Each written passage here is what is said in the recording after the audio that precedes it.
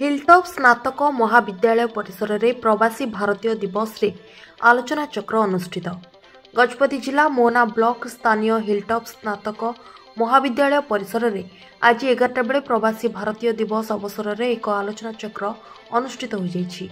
ଏହି ଅବସରରେ ମହାବିଦ୍ୟାଳୟର ଅଧ୍ୟକ୍ଷ ଶୁଭ୍ରକାନ୍ତ ମହାନ୍ତିଙ୍କ ପୌରୋହିତ୍ୟରେ ମୁଖ୍ୟ ଅତିଥି ଭାବେ ବିଶିଷ୍ଟ ଶିକ୍ଷାବିତ୍ ତଥା ବ୍ରହ୍ମପୁର ବିଶ୍ୱବିଦ୍ୟାଳୟର ରାଜନୀତି ବିଜ୍ଞାନ ବିଭାଗର ଅବସରପ୍ରାପ୍ତ ପ୍ରଫେସର ଡକ୍ଟର ବିଷ୍ଣୁ ଚରଣ ଚୌଧୁରୀ, ମୁଖ୍ୟ ବକ୍ତା ରୂପେ ସରକାରୀ ସ୍ନାତକ ମହାବିଦ୍ୟାଳୟର ଇଂଲିଶ ବିଭାଗର ମୁଖ୍ୟ ବିନାୟକ ଆଚାର୍ଯ୍ୟ ପ୍ରମୁଖ ଉପସ୍ଥିତ ରହି କାର୍ଯ୍ୟକ୍ରମର ଶୁଭାରମ୍ଭ କରିଥିଲେ।